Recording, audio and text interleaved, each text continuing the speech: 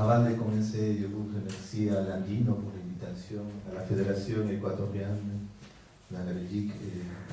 C'est une opportunité pour moi pour partager un peu l'histoire de mon pays, pour partager un peu la problématique qui passe là-bas.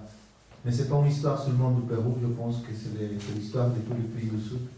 C'est très important que vous pouvez connaître ces réalités pour sensibiliser, pour faire le soutien à cette lutte inégale par rapport à les grands pouvoirs qu'il y a derrière ça. Derrière l'exploitation minière, il y a toujours des sociétés minières très puissantes qui est soutenue surtout pour l'État. Dans mon pays, l'État péruvien, il développait un modèle économique qui a aidé les gros investissements, mais les gros investissements dans l'exploitation des ressources naturelles. C'est-à-dire que ces organisations, que ces sociétés minières, ils font l'exploitation minière sur le terrain de la population paysanne, sans faire la consultation, sans prendre responsabilité sur les dommages environnementaux. Mais d'abord, le Pérou, je pense que vous connaissez très bien déjà, mais pour rappeler quelques données, c'est très intéressant de savoir que dans tout le monde, on existe 108 climats. Mais au Pérou, nous avons déjà les 96 climats.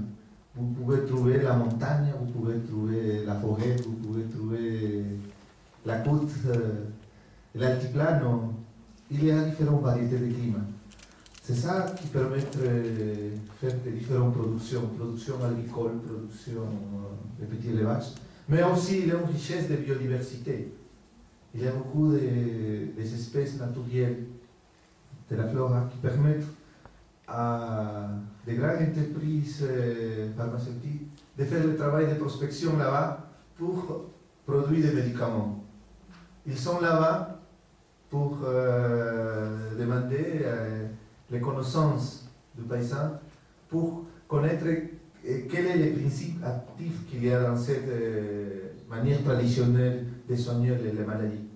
Mais après, ce médicament rentre avec un prix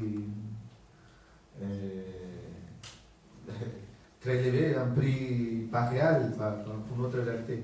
Mais ces entreprises jamais payé les valeurs de cette connaissance. Et toujours on se dit au Pérou que nous sommes un pays très riche par rapport surtout aux ressources minéraux. C'est-à-dire que nous sommes par exemple le premier producteur d'or, le premier producteur de sang, étain et plomb à niveau de l'Amérique latine. Nous sommes aussi le 12e producteur mondial de cuivre et d'argent. Toute cette richesse représente plus ou moins chaque année 9 milliards de dollars de recettes annuelles pour les sociétés minières. Mais la réalité est tout autre. Ces avantages naturels ne profitent pas à la population. La réalité actuelle du Pérou dit qu'il y a un problème d'exclusion économique et sociale. Il y a un problème de distribution des revenus, de richesses.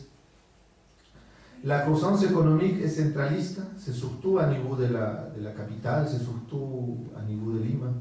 Vous pouvez trouver à Lima, je pense qu'il y a des riches en Lima qui sont plus riches qu'ici. Mais c'est ça le problème de la Latine-Amérique. Il y a un petit groupe qui contrôle toute la richesse, mais les 80%, le 90%, ils sont dans une situation très précaire. On se dit que la différence entre les salaires homogènes et les salaires les plus riches, c'est 20, 25, 30 fois. C'est-à-dire qu'il y a une grosse différence d'inégalité entre la plupart de la population et un petit groupe qui contrôle la richesse.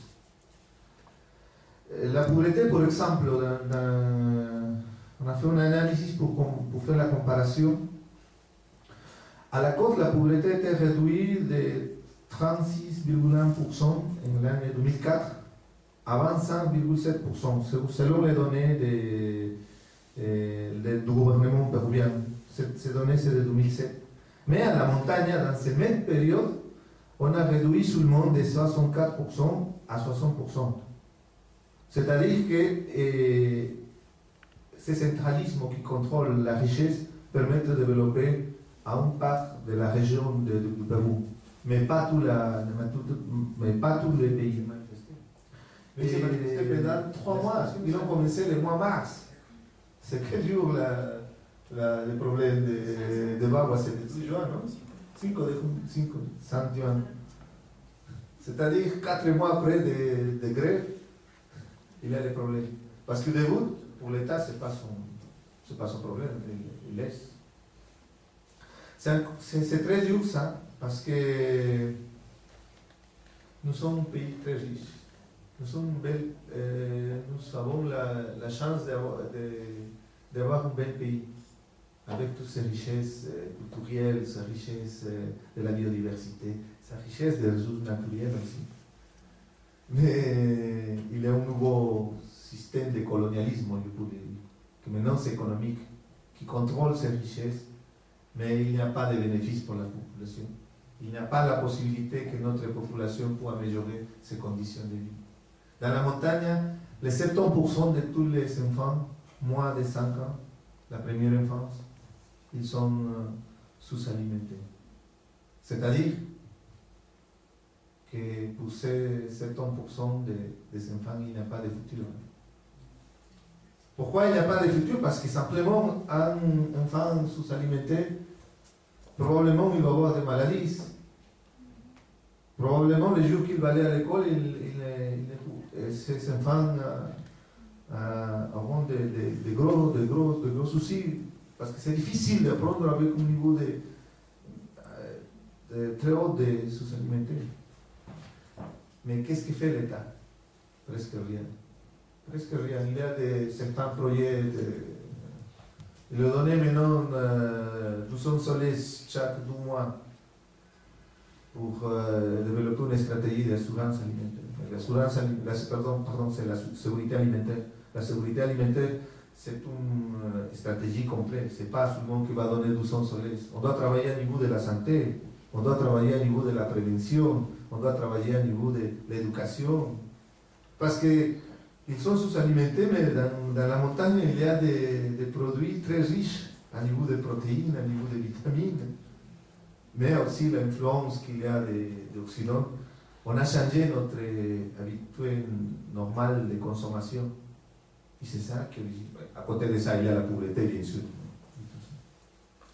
Je vais finir mon exposé en disant que c'est important pour nous de partager un peu l'histoire de notre pays, tous les problèmes qu'il y a là-bas, avec vous, parce que ici, il y a pas mal d'organisations de la société civile qui sont très engagées avec la question environnementale, qui sont très engagées avec la protection de la population indigène. Et si un jour il y a des problèmes, vous pouvez faire l'écho civil de notre problème. Parce que peut-être nous pouvons être isolés là-bas, nous pouvons lutter ça, mais on va sentir que nous sommes accompagnés. Et peut-être vous serez notre partenaire pour travailler face à ce grand pouvoir qu'il y a, que c'est l'argent, bien sûr. C'est l'argent et le pouvoir. Je vais finir avec ça. Merci.